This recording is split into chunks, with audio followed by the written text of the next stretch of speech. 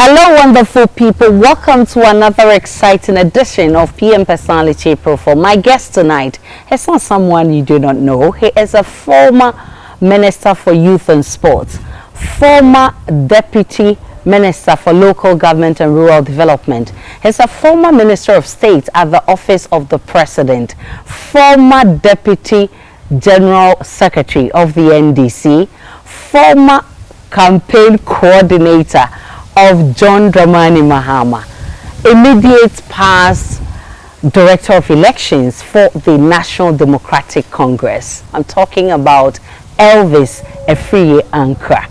Excited to see. In fact, it's refreshing. It's been a while. How are you? I'm doing very, very, very well. I haven't seen much of you lately. Why? Still suffering from the shock of your last executive elections? Well, I recovered long ago. Okay. I've been around, you know.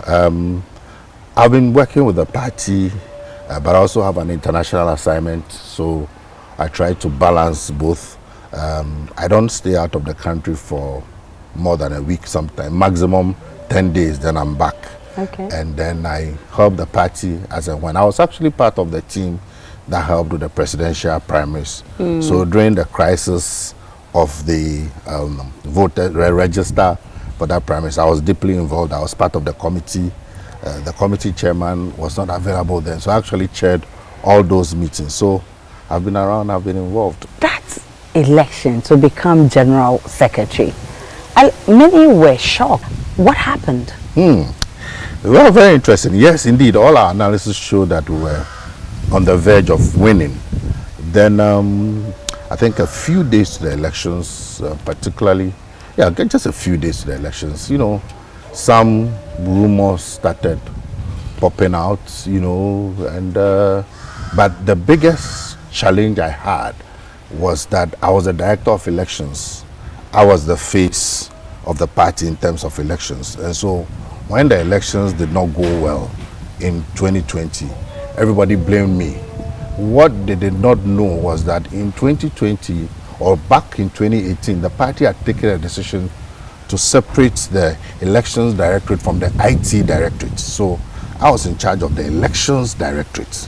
The IT directorate was separate with a separate director from national, regional, constituency, and I was to focus on the identification, training, recruitment, and orientation and deployment of agents, which we did. We actually had a lot of challenges. For example, we had a 16-month program, but the resources for execution came very, very late. In fact, I can't tell you the date, but it came very late. But because we were proactive, we had trained, instead of the normal 50 to 100 trainer of trainers, we trained over 400 trainer of trainers. So even though the resources came in late, we were able to train all the agents, over 160,000 agents, and we deployed them. So we were not responsible for the collation of results. But when we had issues with collation, I'm the one who is known, and the one everybody knows about me. So, and my opponents also used it. So they thought that I was in charge of collation. And that is one of the reasons why when we did our post-election reports, we advised the party that going forward we should have the election and IT directorate as one unit, which they have done now. And so now we have an election/IT directorate. So I'm sure that technical challenge will be solved. There were also some very, very funny, you know, rumor. For example, they said myself and Ofosu Ambofo, we had sold the elections to the NPP. I was so shocked and dumbfounded. I mean, by how could anybody who says that doesn't understand elections or doesn't understand the NDC. In fact, the person is a stranger in the NDC, because if they know the NDC 2004, 2008, 2012, the kinds of things that some of us have been doing till date for the party, nobody in his right senses will even dare say that. But you know, there was little time to recover, and of course money. The last minute I was overtaken by money. I remember one of my coordinators calling me and said, Honorable, you know, I think if you can top up your money goodness. And I said, coordinator, but if you are asking me to top up, he said, oh, as for me, I'll vote for you. But the people, the others, the money they are bringing, we cannot match it. So you actually had to give them money prior to the... As for that one, you give money. Okay. You know, money for what? For transportation and all kinds of things, motivation and all that, you know. I see. And I thought that based on my track record, if I give you, you know, some few thousands here and there, 2,000, I remember in the night when I went around campus, you know, and the following morning, another 2,000. That was more than enough. So you give every delegate 2,000? No, per region. Okay. You know, and then I was told that people came and topped up with hefty sums, and I was nowhere to be found. So, well, this is what happened. So you had your fair share of fear delegates? Yeah, well, I wouldn't say fear delegates, but, you know, it happened. For me, if I look at the trajectory of my life, everything that happens to me becomes a blessing in disguise. And that is why, by the grace of God, because of that, now I have an opportunity where I've been given an international appointment. I'm working with the Center for Global Africa, based in Delaware State University.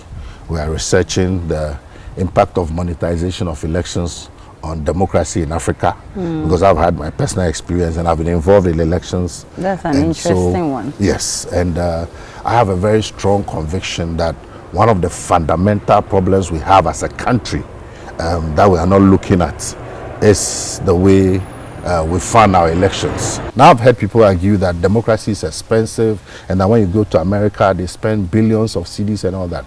But we must make our democracy compliant with our own system. America, they've developed their infrastructure. They are at a certain stage. So if they want to spend billions on elections, so be it. We have a country where when you go, even in Accra, you know, peri-urban Accra, look at the state of this country. Look at the state of infrastructure. We go around, people don't even have water to drink, common water.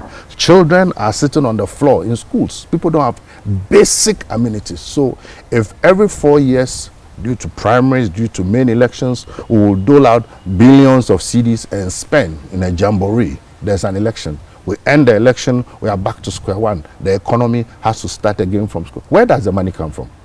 When the people are giving us the money, and the delegates too have developed a certain culture that, okay, this is our cocoa season, because after all, we don't benefit anything from the politicians. So it is this time that we will get what we want. But if they get to understand that, first of all, that money did not come from heaven. It is your road that you are eating. It is your school. It is your potable water that somebody has siphoned that money and is given to you. And therefore, when you begin to see that, then your attitude will change. Because where we are going, I am convinced beyond a shadow of a doubt that it's not sustainable. All kinds of characters can come in. Where does the money come from? Will come in, they'll just push the money, and once they push the money, then they'll win the elections. And when they win the election, they have to recoup their investments. You know? Talking about internal elections, let me also talk about the last elections, because of course the next one is just around the corner, and you as director of elections for the NDC, and we were told you couldn't collate results. You know, those are some of the things that unfortunately were said about us, which I find very, very unfortunate. But why would you fault them? Your general secretary couldn't defend that. Well, you know, there are things that people will say in a context. I heard the reportage. I didn't hear him himself saying it. Somebody can say something within a certain context. But in court, the Supreme Court asked him, where is the result that you collated? Yeah. You couldn't present I was there. Yeah. I was in that court. He did not say we did not have the results. That's not what he said. But he couldn't present it. So it was live. Don't forget. All of us watched. So if we did not collate our results, how then did we have 137 seats in Parliament? So why didn't you bring it to court? So I just want us to deal with the fact. Anybody who says we did not collate our results has a basic misunderstanding of how the electoral process works. Okay? If you did not collate your results, I was the director of elections. I am clear in my mind that we had 142 seats, and then 5 were stolen from us. Takwan Swayem, Esikado Ketan, Techiman, and a few others. Okay, so we collated our results. We had the results. And it's on that basis that we knew that something had gone wrong. And it's on that basis that we then proceeded to courts. Now, when it came to the presidential election, that's what I'm talking about. The approach was different. After we had presented the results to the legal team decided that they will use a different strategy. The strategy was that they will go on the constitutionality of the declaration. Because don't forget that Madame J. Mensah had declared the elections about 3 or 4 times with different figures. Okay. On what basis then did she declare one result and then declare another result and then declare another result? And then when you add those results, they were over 100%. So the legal strategy was that let's go on the basis of the constitutionality. If you declare those results, come and present to us the final pink sheet, okay? The final pink sheet that shows how you did the calculation to get those results. When you got those results, at what point did you know that there was an error? Did you consult the political parties and all the other stakeholders? Or how come that when you made the correction, there was still a mistake? So that was the approach and strategy. And I was in court. And I recall all the judges said, okay, be patient. When she comes to stand in the dock, then you ask her those questions. I remember on several occasions. And then when it came to time for her to come into the dock, the same judges now said, oh, she cannot be compelled to come. In my view, that judgment was a political judgment. It wasn't a legal judgment. It was politics. But my question is, I mean, you had every opportunity to prove to the court that there was an error in what the Electoral Commission presented. Because if Jane mentioned 3-point-something million and you felt it was wrong, what was your own figures? You couldn't present it. So that's why I'm saying that my job, okay, you cannot hold me responsible for something that is beyond my remit. True. My remit is to gather the information, do all the analysis, and present it to the legal team. The legal team looks at it and says, based on what we've seen, this is the approach we are going to use. At that point, don't forget, I only went to Jimpa Law School for 1 semester, and I deferred. So when you have seasoned legal gurus, and they do the analysis, look at all the facts and the circumstances, and they determine that this is the approach. That is something that I cannot be held responsible for. Okay. So the point I want to make is that we had results. Anybody who says we did not collate results, why do we have 137 seats in Parliament? How did we know? So unfortunately, I think it's a bit ridiculous and preposterous. Let's talk about the 2024 elections. Okay. As I indicated earlier, I haven't really seen you much in political activities lately. What's your role in the 2024 elections, especially as you are determined to win power in December? My role is largely supportive.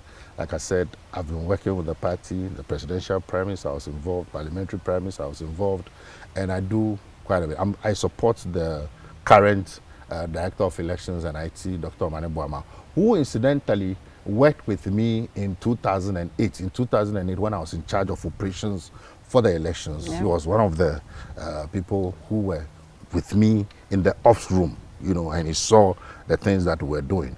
And then in 2012, he was my deputy. When I was a campaign coordinator for President Mahama, he was my deputy. So we share a lot of ideas. There are things that, you know, elections are not just won on the platform.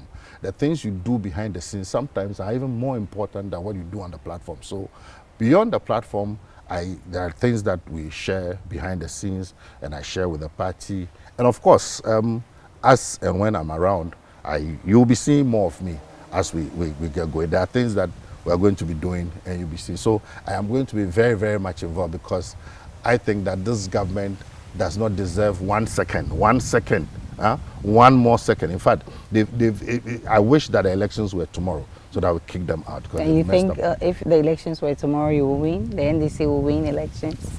Of course. Why? I believe so. What makes you think so? You know, okay, so let's start from a statistical basis. In 2020, they had done the first term.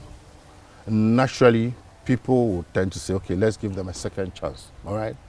In 2020, look at all they did. Look at the monies they spent. Look at the COVID monies. Look at the things they did. Look at the violence. They killed 8 people. And yet, in spite of that, I'm saying and I insist that we won 142 seats. But when they realized the implications, that they will be in government and then they will have minority in parliament. That is where they send goons to kill 8 people who were murdered. Okay, so it came to 137. So even if we are accepting that 137, we had 106 seats opposition. First time after 4 years, we increased the number to 137. Let's say we are agreeing with the 137. That's a huge improvement, right? Somewhere we should be getting an award. Okay? The presidential elections, they said we had a 1 million gap. In this election, we had reduced that gap substantially to less than 500,000. Okay? And we were due to go for a second round. So that should tell you that the NDC was very, very strong in 2020. Now look at the circumstances, the factors, the economy, the social dynamics, the dynamics in the country at that time. And look at today. It's worse. It's far, far, far worse. And every single poll, both local and international, every single indicator shows that the NPP's performance is going down, down, down, down, down. So even in 2020, where their performance was relatively bad, but not as bad as it is today, and we're able to win 137 seats and we're pushing them to a second round. 2024, you can be sure that we're going to cross that one. We're going to have majority in parliament and we're going to win and win handsomely and authoritatively. So you're basing your hope on polls? It's part of it. Scientific polls. It's part of it. It's part of it. On the polls, on the conditions, Ghanaians are tired. Okay. Now let's look at the indicators. Those indicators, first of all, are not indicators that we created. We are not IMF. We are not World Bank. We are not Fitch. We are not Standard & Poor's. These are global entities that determine the performance of economies globally.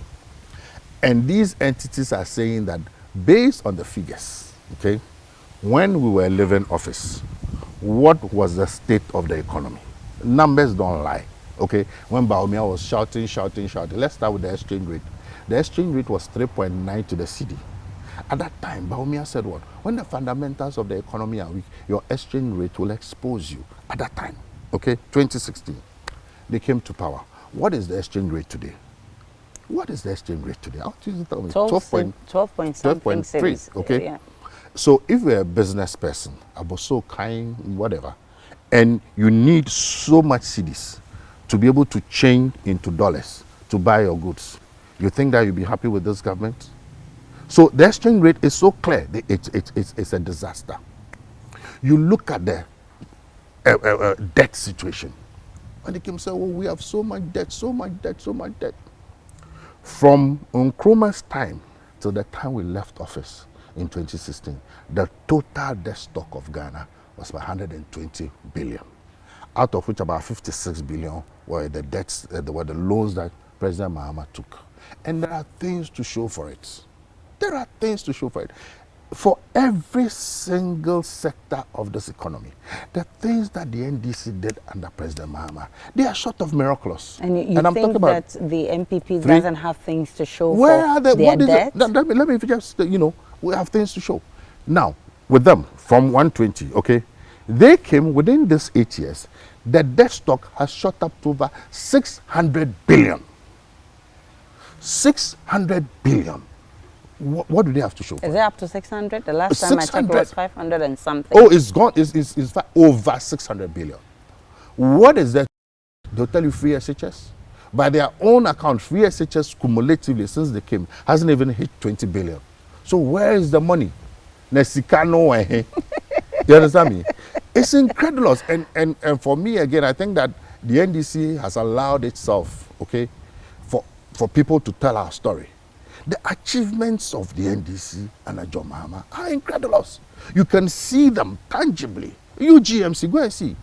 World class. I'm told it's not even a tertiary. It's what? It's a quadro. They use some big language. Quaternial.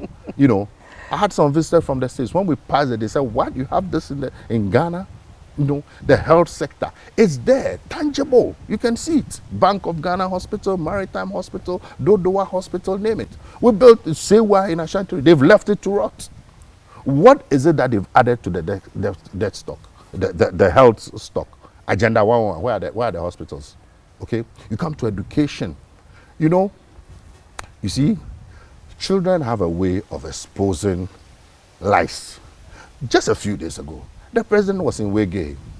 Wege is arguably one of the elite secondary schools in this country. Their speech and prize giving day.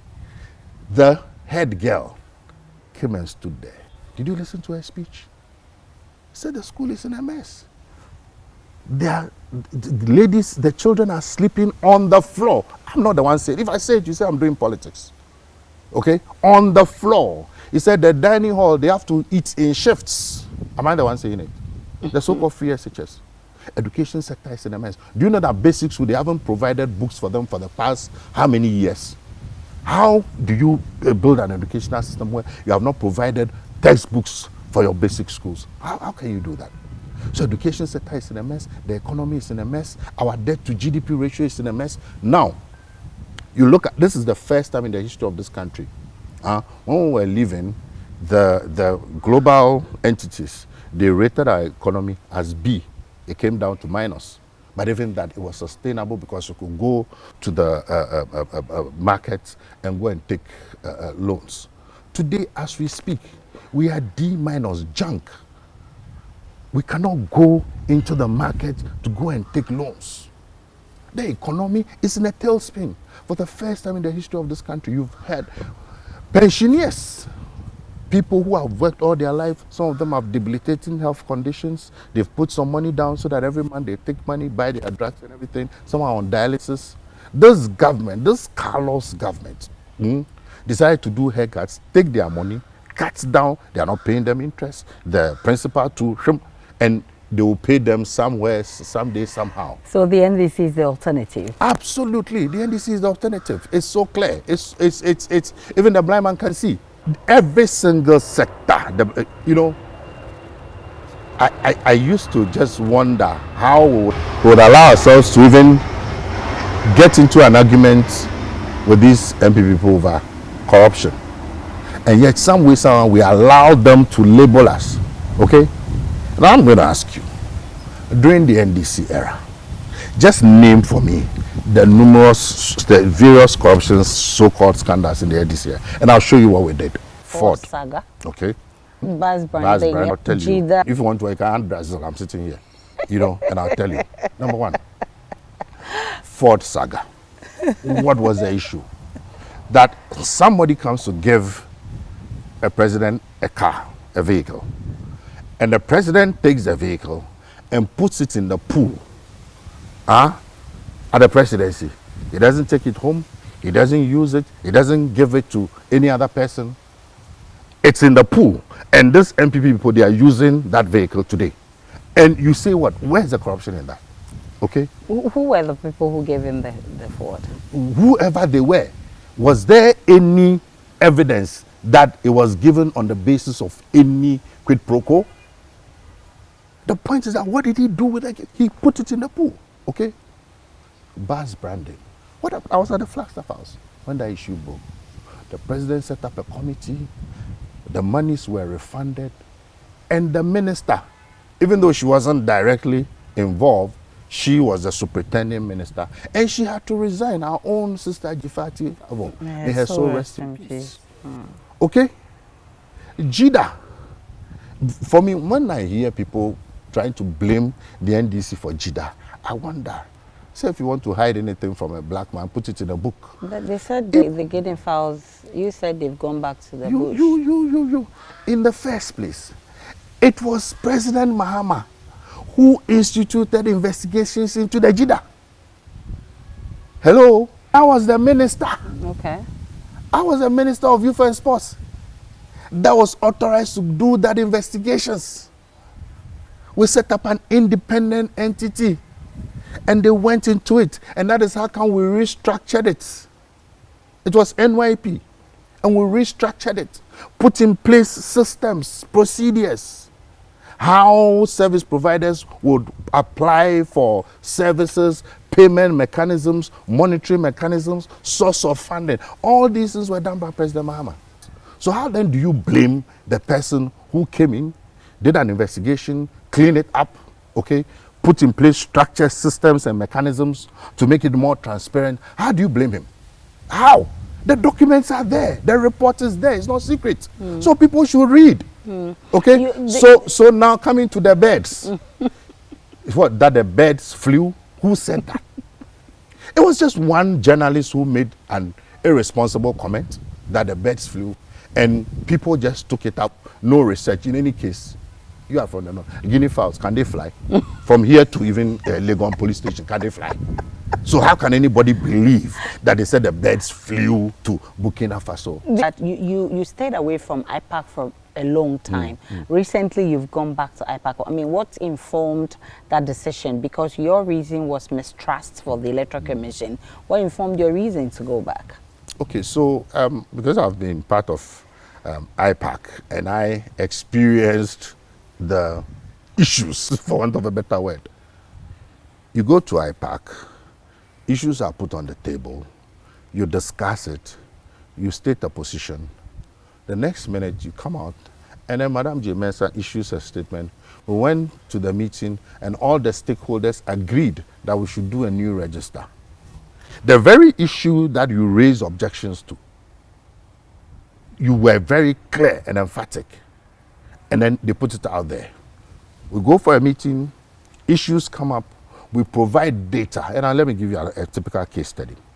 Before the last registration exercise, before the 2020 elections, we went for a meeting, said they were going to do a registration exercise, and they were projecting 300,000 people.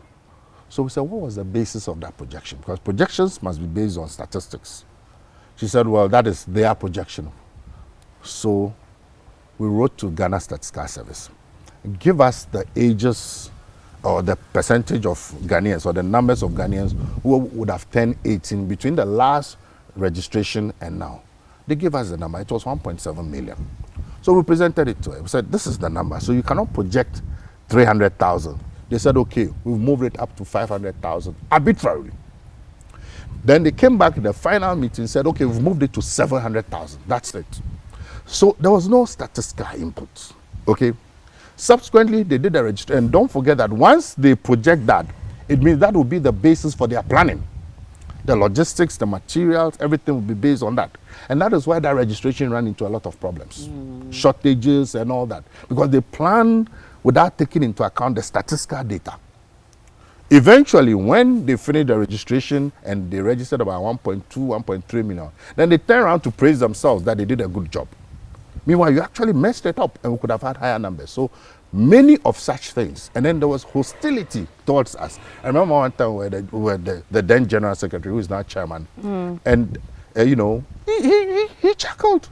And then the woman said, why did she laugh? You know, we shouldn't be laughing. And we'll go to IPAC meeting, they'll bring some pastor, and the pastor will come and be praying, and all the prayer, you can tell that this one is Kasenji. You know, and then they'll bring, at the time, really? Bring, some macho bodyguards. You know, we had to insist that those people should walk out of our meetings. To do what? Well, I don't know what she's afraid of. She's turned the EC into a military zone. So the atmosphere was not good. There was no understanding. There was no collaboration. And you see, the primary reason why she had those problems was that she had a fundamental misunderstanding of her role as EC.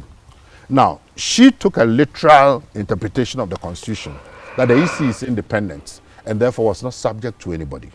Indeed, that's what the Constitution says. But we also have common sense. We have, management principles that when you are managing an institution and we have stakeholder input, your stakeholders are the political parties. The EC is not there for itself. The EC is there to serve the interests of Ghanaians and political parties. And that is why stakeholder input is critical.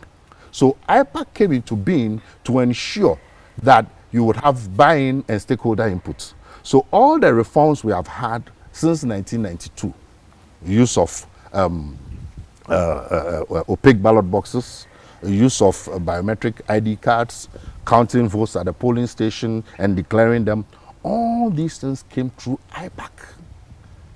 There were suggestions from IPAC. The electoral commissioners then Afriyie and Charlotte said, did not say that the EC is independent, therefore they will not take any inputs from IPAC. So if it is that we will go to IPAC and then you will come and just announce to us decisions that you've taken and you will not take our inputs, then there was no point. So why and did that's you why go we back? left. Then the Peace Council came in and tried to mediate, and several well-meaning people, including some members of the international community, that we should go back. And we stated that, look, we cannot just go back for the sake of going back. These are the reasons. If she's ready to amend her ways and have a different perspective and respect our inputs, we're not saying that whatever we say should be taken. That's not what we're saying. But there's a certain spirit. For example, there are subcommittees at IPAC. Before CIs come out, the parties, NDC, NPP, and the minority parties, they have representatives. They go and look at all the issues and do a draft before it comes to the plenary, before CIs go to Parliament. That process has been stopped. So we're saying that we should go back to those time-tested processes that has delivered credible elections for us over the years. If we're just going to be rubber stamps for her to just do whatever she wants, then it's a no-no. So we've gone back and we're hoping that as she herself pledged, you heard her, she has missed the NDC and our inputs. So we hope that she would take into account our very positive and practical. Recently, the president reshuffled his ministers. I mean, this is one of the things you've been calling for. Satisfied? You watch football. We are playing a match. We're in the 60th minute. Coach, change your strikers. Change your strikers. First of all, coach said he won't change. Change your strikers. Change your strikers. Then even your own assistant coach and technical bench, which is the MPs, said change your main striker, finance minister. You wait, you've lost by one. Now, 90th minute, you have only extra time to play. But that happens in football. And then you change. It happens. Yes. So when you do the change, those changes must be such that it will impact on the people. Okay, in football, it's 90 minutes. So you must look at the, you shouldn't take it literally. I'm using that as an analogy. Okay? 9 months or 8 months to go. What will these ministers do? In any case, the Kenoforiata reshuffle is a Chinese reshuffle. How? He has moved him from the finance ministry and has now made him the overseer. Foreign, when we haven't seen any official communication to that effect. Okay, it remains rumors. But it will manifest. I mean, come on, you all know what we are talking about. Even if there is no official, he will perform that role. So you've put him even above. You are not in NPP government. Oh, but we know them. You can tell. You can do an analysis of a certain group's behavior, and you can predict. Even when you put it in the computer can predict that this is what they will do next. So that's what they will do, you know. And he's made him the czar to supervise. So when they're going for international loans, where the juice is. Meanwhile, this is the man who has brought us this far. The first Eurobond, Franklin Templeton. The global rate was about 2.53%. For that particular one, it was 8%. That was when some of us and people started saying, no, we have a problem. That was the root, the foundation for the current debt crisis in which we are today. So they should just hurry up and leave the scene so that a better government under John Dramani Mahama will come and take over and steer this country to a safer place. It's a mess. Let's talk about the Brazil fiasco. It's been 10 years. And I mean, for a long time, the GFA, in fact, Ghana football has not been doing well. It's being a downward trajectory, I mean, all this while. And for the past 40 years and over, we've not been able to even win a trophy. Just recently, we lost at AFCON. Very disappointing. What is our problem? Okay, so, Aisha, I haven't spoken about this Brazil thing. You know, I bit some pieces here, but this is the first time I'm going to give you the lowdown. And there are some things I can't say for obvious reasons, but I'll give you the lowdown. So, first of all, when the whole thing happened, I apologized. Immediately I landed Right at the airport, I did a press conference and apologized to the president, to Ghanaians and the sporting fraternity. And I took responsibility. Sure. Okay? Even though, as we go on, you get to know that some things were beyond my control. But I took responsibility. We haven't seen that this time around.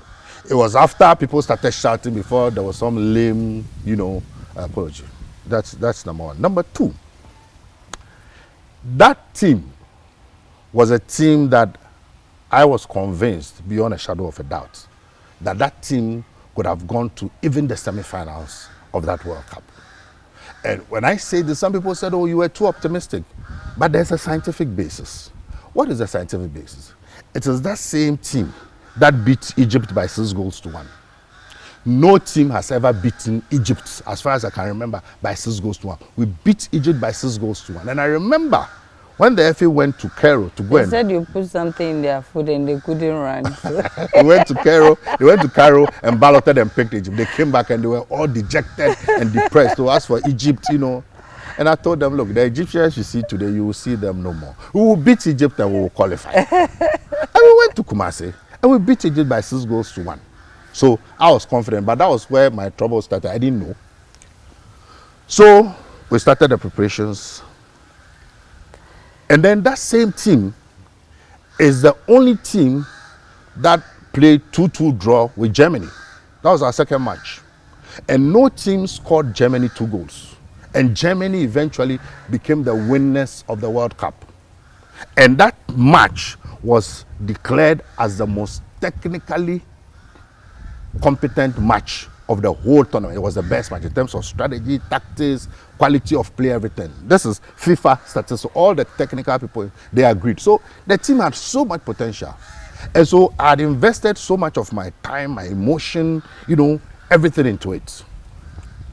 Now, even before the FA could present a budget, the FA will present a budget to you, the minister, you look at it, if you have questions, you send it back and forth, then you take it to the chief of staff. Then the chief of staff will also scrutinize it. Then it's presented to cabinet. Then cabinet will have a joint session where they will invite the FA with the minister and then to be scrutinized. Even before the FA brought a budget, I woke up one day and there was a front page editorial by a supposedly friendly newspaper. I won't mention the paper. That editorial said that my budget should not be approved because I will siphon some of the money and use it to further my political ambitions. And I thought it was the most bizarre. There are some things, for example, if you wake up tomorrow and there's a banner headline that,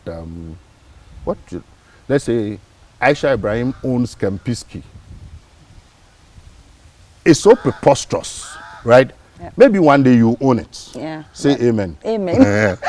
But it's so preposterous that you are just sure, like, where is this one coming from? Mm-hmm. So you tend to. So I took the paper and I went to the president. I said, look at what they are writing. Where is this? He said, ignore them and focus. So I went ahead and I continued with my work. Okay. Then there were, online. That time I was not so social media savvy. So I'll be there and then my boys would tell me, there's a lot going on the social media, about the budget and everything. So we went to cabinet, presented our budget, and I remember we were asked over 40 questions. So therefore people were asking me, what is there something wrong? I said, no, they just wanted transparency. They just wanted clarity. So we've answered, even though it struck me that the main national budget, the TechPest budget, we don't ask 40 questions. So. But I'm sure they've also been reading all the things, so they wanted to be sure. That's okay. So cabinet then, and don't forget that was when we were preparing to go for discussions on the IMF. Yeah. So cabinet said, look, we don't have money. So the first World Cup, the players in Germany, they were given 50,000 dollars as appearance fee. The second one in South Africa, they were given 75,000. So this third one, the players were asking for 100,000. And cabinet said, we'll maintain the 75,000 because presidents, everybody should tighten his belt. So players, and I thought 75,000 was okay, we must all sacrifice. Then the FA said, look, looking at the demeanor of the players, they would take some money from their sponsorship package and add it up. So it would become 82,500. So that's what we settled on. So cabinet approved, signed, delivered 82,500. When the FA left and went to tell the players said they won't take it. So, what do? So I informed cabinet again. We said, look, so they then moved to Montenegro. They were in for a training. So cabinet then sent a delegation made up of Dr. Mustafa, who passed away a few days ago. May his soul rest in peace. And then my brother Edu Asare, to go and meet the players and let them understand that this is what Ghana can afford. This is cabinet decision. So we can't do anything about it. They went and came back and said the players are insisting that they will not take it. I said, this is very bizarre. Wow. This is a cabinet decision. The president chairs the cabinet. So this is the decision. They must take it. 82.5 is a lot of money. Dollars. 2014. We went for training, Holland. They confronted me, and they had their leadership, it was, at that time, Asamoah was a leader, and was a captain, and then Sule, Kevin, Dede, they were the leaders. And I said, guys, if you ask me, take this 82.5. Once you qualify to the next stage, I will speak to the president. You will even get more than this. Because don't forget that before then, we had to take some extraordinary measures to get some of the players, the foreign-based players, Kevin and Co, to come and join us. And the president was directly involved in those things. Even the IU brothers, when they decided they were not going to play again, the president was personally involved, and we're all involved. So I said, we have a relationship. Take this money and just go ahead. We went to America, they raised it again. Then we got to Brazil. What people do not know is that even before the first match, they insisted that if they don't get that 100,000, they were not going to play the first match. So His Excellency Mr. Atta was there. He was representing the president. And I went and briefed him. I went to him to say, yeah, what's in Jan? He looked at the situation and said, how much is the balance? So we did a calculation. How many players and officials? 26. He said, okay. So he came to the field, and I have the pictures, and announced to the players that you will get your 100,000, just to calm the situation. So he, being on the ground and looking at the situation, how to countermand a cabinet decision. Of course, I'm sure he consulted with his boss. So that was settled. Now, the next stage was to send them the money. Now, the money, Unibank had given all of them cards. So all we had to do is to transfer the money to Unibank, and then Unibank would then send the money to them. Some of them claim that when they tried to use, and they had put some money, I think it was $3,000 or $5,000 as a test on the cards. Some of them claim that when they went to the ATM to take money, they couldn't use the card. So that was when the whole cash thing came in. And of course, some too were saying that once they send the money by bank, they will be charged. Another dimension of it was that because this 82,500,000 has been going on for a long time, if they agree to bank transfer, we could send them 82.5. Once money hits their accounts, everybody will know they've been paid, and they would then not be able to ask for the 100,000. These were the conditions. So then they insisted on cash. And we tried to talk to them. Look, I just don't, because I had a good relationship with them. If you recall those days, before any match, I'll go into the dressing room, go and motivate them, charge them up, pray with them, And then they did everything. So after the German match, they said, hey, we want to see our money. If you were in my shoes, what would you do? I know people were saying, oh, well, you should. So there were two options. Tell them to go to hell, or find a way. At that time, in the heat of it. So I called National Security. We have a crisis on our hands. What do we do? National Security said, look, once the money is available, we'll get the money for them. No problem. And don't forget that between countries, unless people are very naive in governance, movement of money is done once the authorities there know. So it wasn't an illegal transfer. In fact, we informed FIFA, we informed the Brazilian authorities and everything. And so the money was arranged. Aisha. Hey, Ghana. You've heard of Moise Katumbi. he's a Congolese politician. He contested presidency. He had come here to Ghana.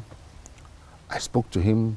Madame Lordina Mahama spoke to her. And Moise released his 100-seater aircraft to us. So that was there. And I'll come to issues about the supporters. So when all these things came, the National Security said he had arranged an aircraft. Just premonition. So I also did papers for the second aircraft. National Security now gets back to me after 48 hours and said, look, I'm finding it difficult locating the aircraft that I've arranged and everything, you know. Then I said, okay, but this other aircraft is also available. So you can just move it. We'll just call the pilot. But why are they not finding the aircraft?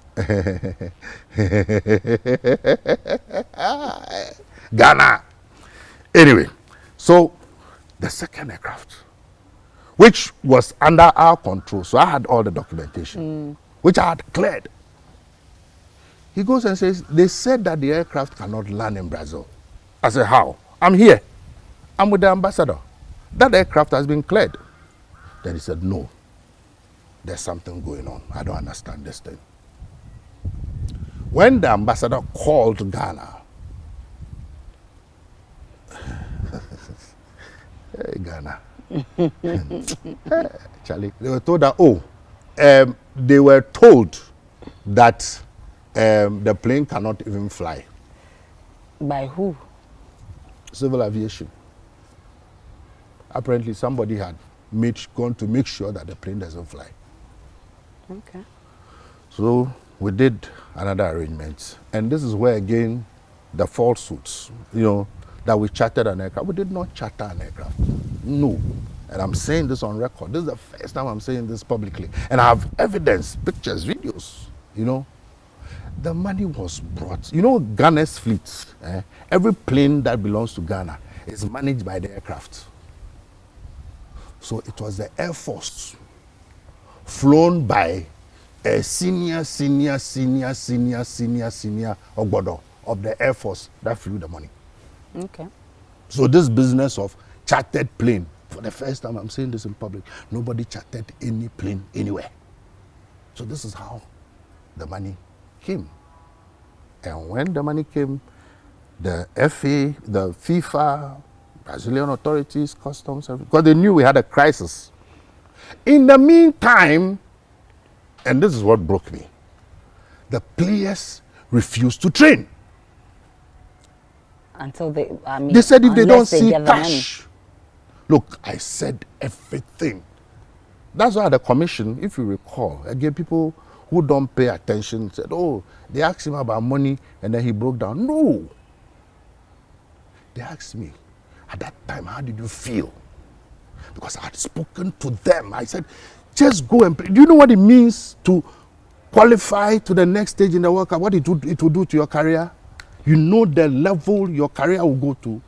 Train. Because if you don't train, there's science, okay? Before every match, there's a number of times you should train, heavy training, trial match, light training, rest, so that your body and your muscle memory will be conditioned. If you lose one, it will affect you. So I told them all these things. You train, your money will come. Just train. Because if you don't train, you would have cheated the country. Because when the money eventually comes, your performance will not be able to be up to par. You would have collected the money anyway. They said, no, unless we see physical cash. Before they would train. And that broke you. So we took the money to them. And you saw them, they were kissing the money. You saw them, you saw the videos. They were kissing the money. No player, no Ghanaian should be allowed to hold the country to ransom in this way. So they went, and of course, we all saw what happened. As all these things were going on, then, and this is where I admit I made a big error, my biggest mistake. Government says we don't have money for supporters. We are not going to fly supporters. I said, oh, Mr. President, J. Kufuor, old man, he took supporters to Germany. Atta Mills, old man, he took supporters to South Africa. If you, young man, you don't take supporters to Brazil, to be an indictment. And don't forget, I was his campaign coordinator. So I knew the dynamics. He said, I don't want to get involved. I should have listened to him. I should have listened to him. Because that was my biggest error. So I said, allow me to raise funds from private sector. That's what I do in private.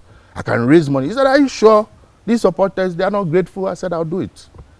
So I started raising money. So the supporters that we took 692, it was corporate sponsorship. Okay. To raise money. That one too, another wahala. Because then the travel and tour agents, they were different interests. Everybody had people who were backing them in the system. So at the end of the day, what I decided to do was I'll put them together, 3 of them. They should form a consortium. So you see, that then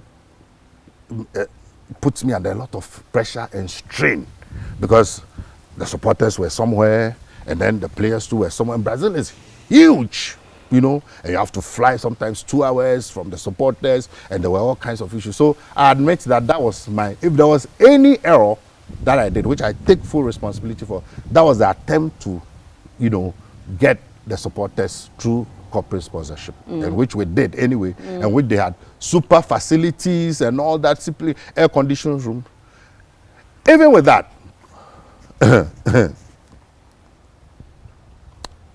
you see a story.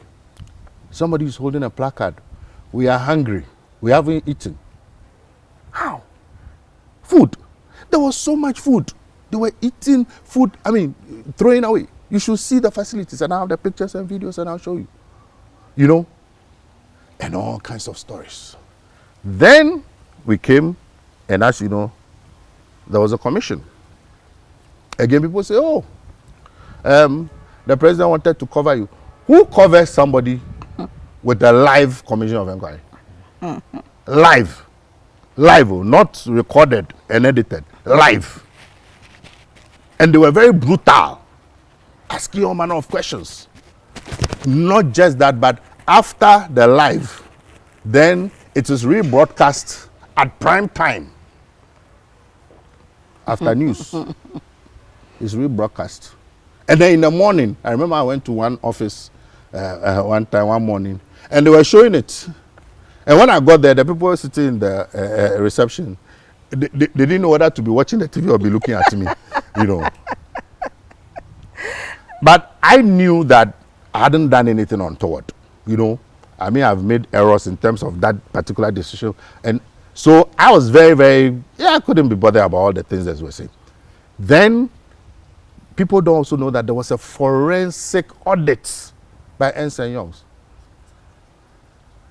Anybody who knows what a forensic audit is, forensic audit by Ernst & Young is not a joke. Even water, they were asking for receipts. And I managed, we answered all the questions, provided with all the documentations. The document is here. Anybody should go and look. It's sold at the Ghana Publishing.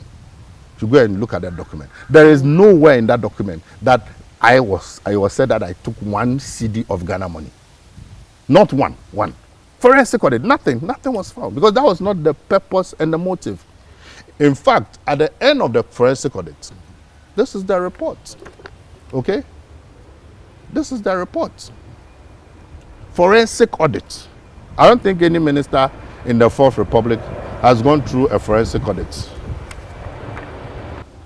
Then, the reason why I have reason to believe that some few people did not want maybe Ghana, the NDC, the president, and particularly me, to succeed. And I'll tell you why. So, I mean, when things happen, you expect that, you know, the people's stories, it's normal. But where there are complete fabrications, things that did not happen, you know, in your profession, you do a lot of embellishment. It's allowed.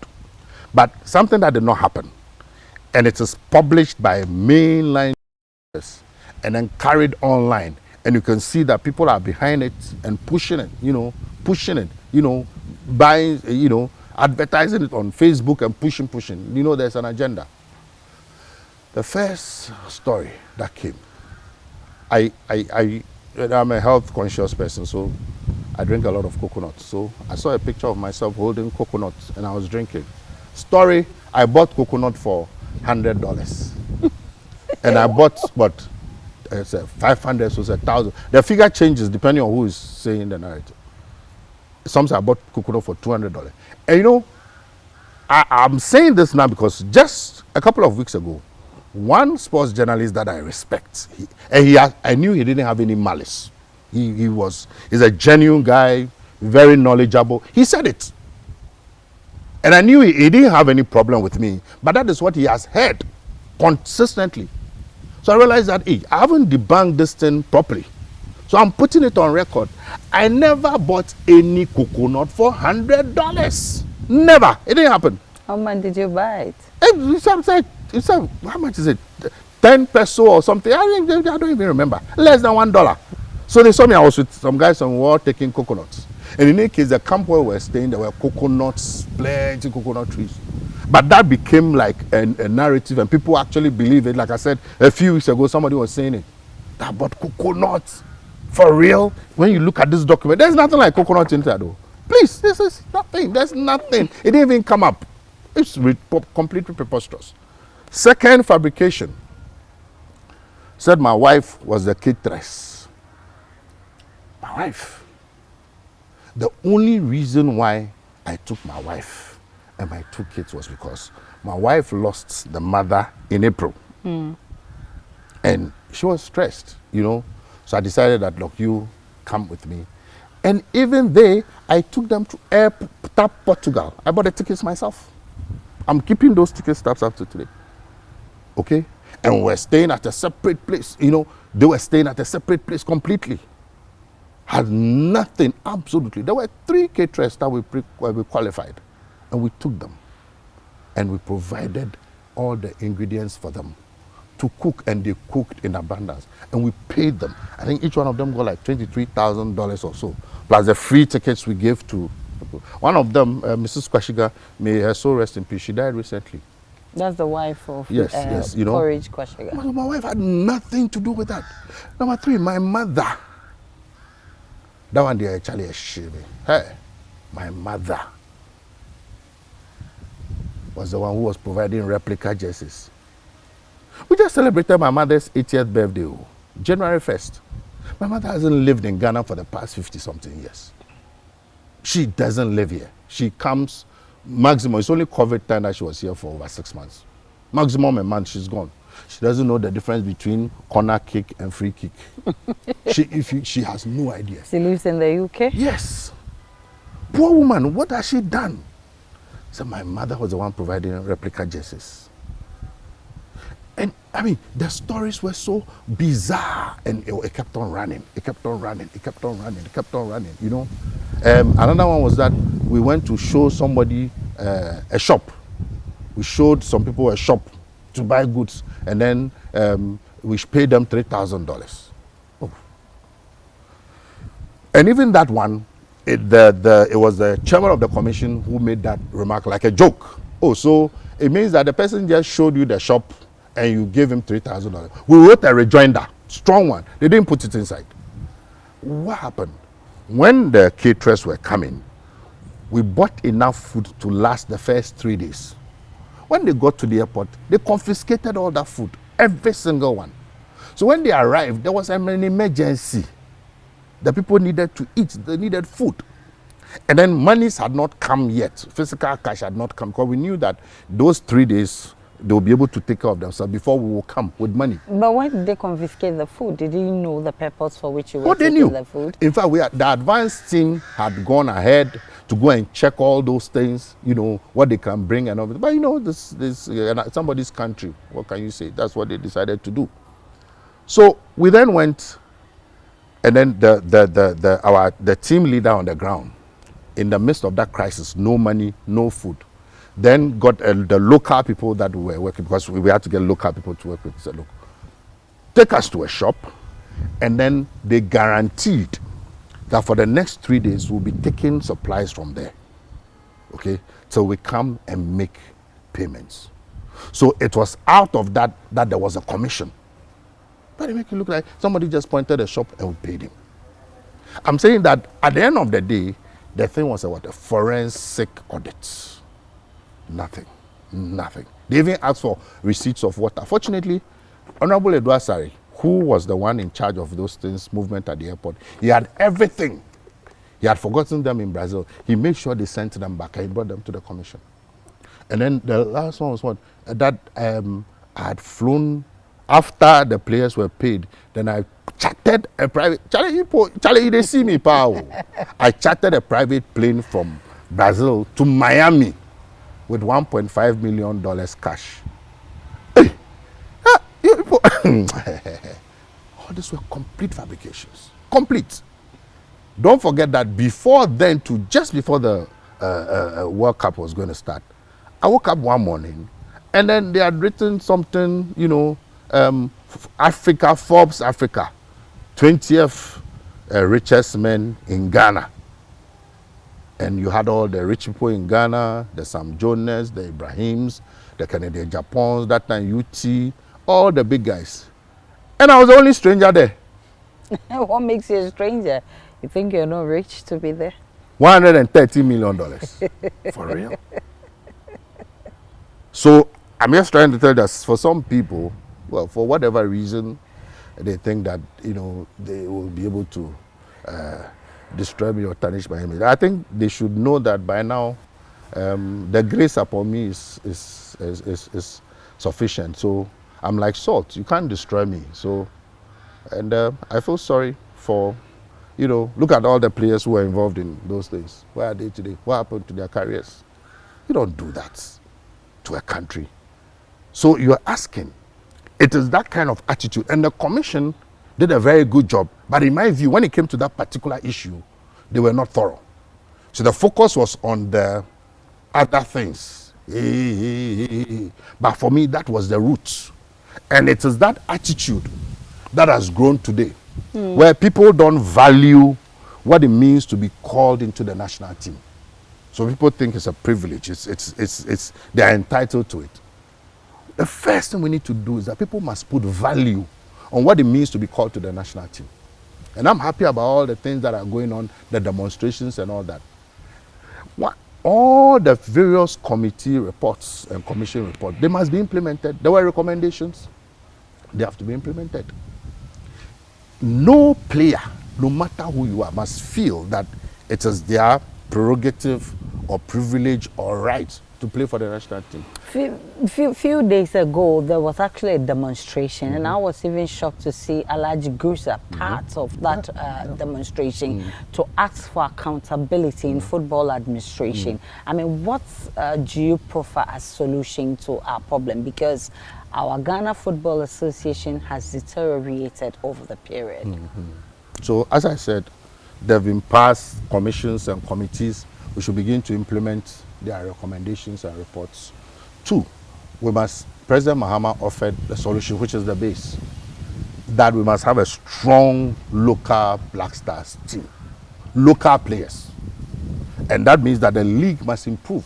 It's when your league improves that you have quality players. When you have a base of players who are local, all the titles that we've won in the past, it was predominantly local players. Of course, we need our foreign players. They have the skill, they have the exposure, you know. But you must have a base. Players who have played together understand themselves. Then when you bring the foreigners in, they must also place a high value and a high premium on being called. Okay? If you look at the statistics of all the matches we played in the recent AFCON, all the 50-50 balls, we lost them. You don't see that commitment. Look at Cote d'Ivoire. Look at South Africa. Look at the passion, look at the commitment, look at the dedication, look at the willingness to die for the country. Where was it? So that's what has been going on. So let's do whatever it takes. People are talking about FIFA ban. If that is what it would take for us to revive our sports, let's do whatever it takes. Other countries have done it. Let's get down to the roots. No cosmetic fixing of the problem.